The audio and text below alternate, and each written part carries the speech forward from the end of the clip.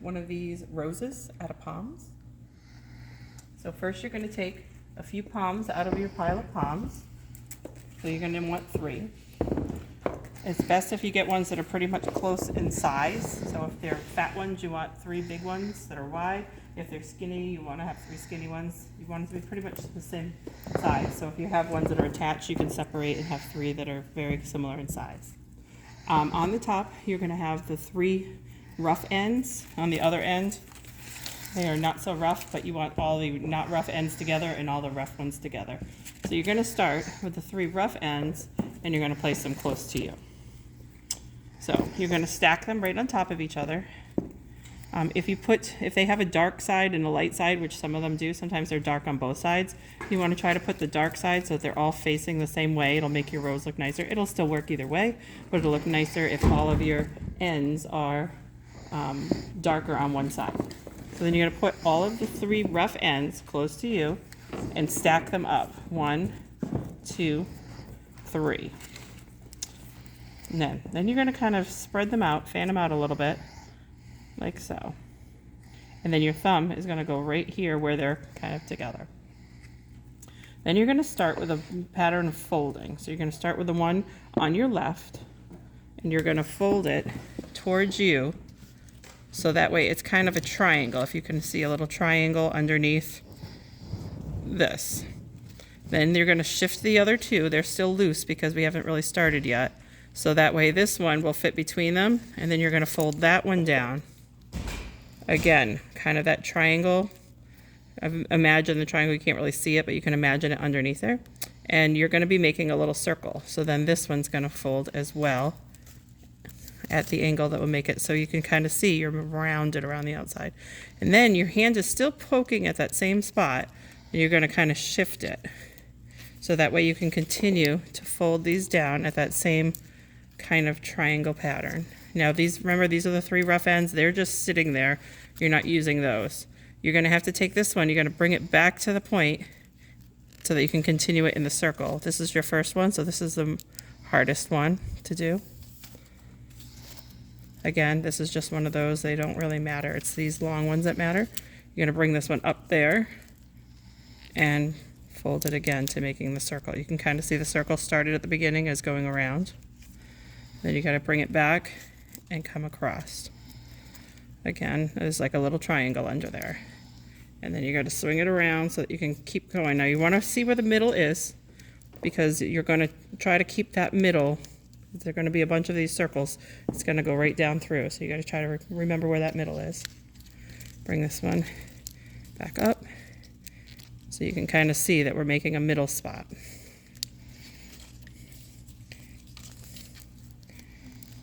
And you're going to keep going around that middle.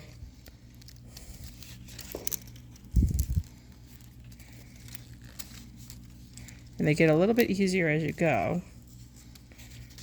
because the circle is more visible and everything is a little more secure. Again, those 3 are just there. You're not doing anything with those 3. They're just staying there.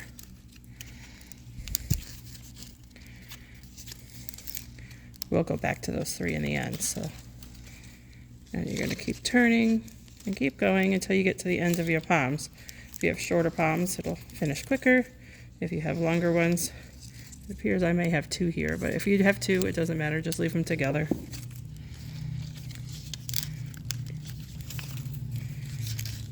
It's better to have just 1 because they are easier to fold, but it's fine if you have a second one in there. Again, now that you can see right there, it's making a little hole. That's what we're looking for. Let the little hole happen.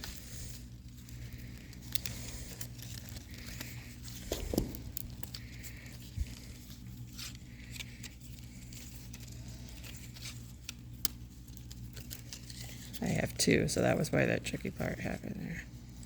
No.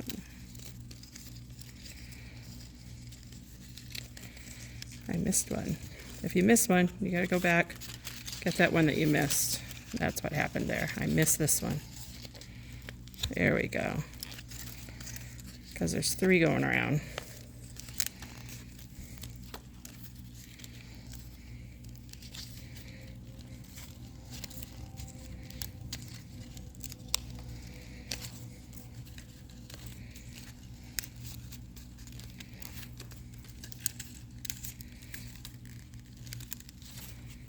watching for that hole.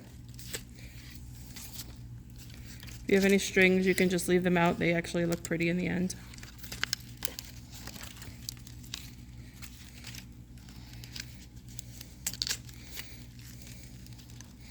So you're going to do this so you get pretty close to the end of your palms. You can see the circle gets a little bigger because the palms are a little wider in the middle. So the circle is going to start to get a little smaller. You're going to want to try to keep them along the outside of the circle, not the inside, as they get smaller.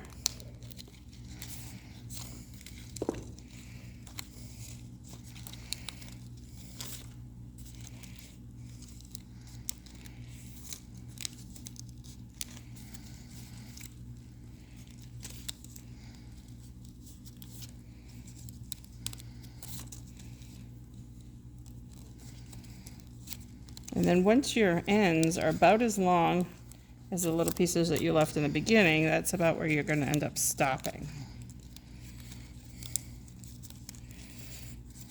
Those are a couple more. All right. So now that the pretty ends are pretty much the same length as the other ends. So then you're going to do a big flip here. So you're going to kind of have to hold it securely so that way you can do the flip over. And you're back at the front. So now you're going to take these rough ends that you had and you're going to have to burrow them down through all of the holes that were in the middle of each of those circles that went around. So in the beginning it was hard because there wasn't much of a hole, so you're going to kind of have to fish to find the hole in the beginning. Sometimes they unravel a little bit on your way down. You're taking the hard ends and you're going to try to push them through each of those circles while holding the bottom still. So you're going to push them through. You're going to go through the next circle layer.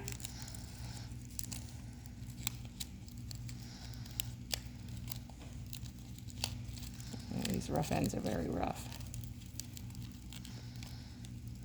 I suppose you could trim those ends. It would probably be easier to tuck through. I always come to church not with a pair of scissors. And then you're going to continue to go back down through each of those holes with the rough ends until you get down to the bottom.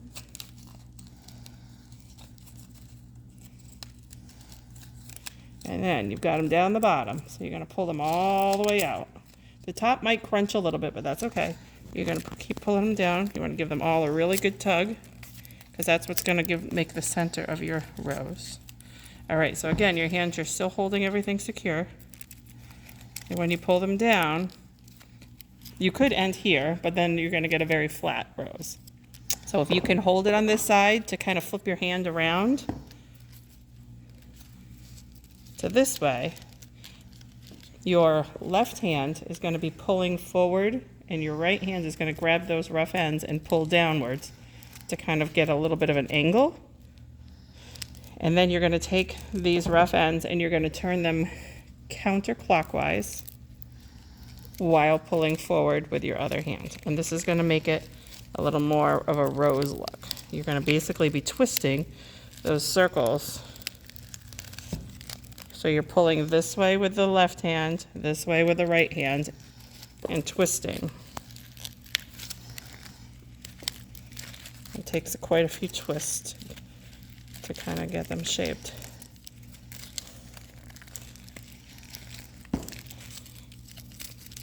And then it looks like so. Now to end it, you could do it in different ways. If you have a little twisty tie or something like the ends from your bread, those work well. So if you got one of those, tuck them in your pocket before you go to church on Palm Sunday, because that makes for a very easy ending. I didn't do that, of course, so I'm going to try to do a tie off. So to tie it off, you're going to wrap it around the bottom. The pretty ends are going to kind of go around to the rough ends, and then you got to put them through. Just tie them off like you would tying a pair of shoes or something. And wrap it around and stick it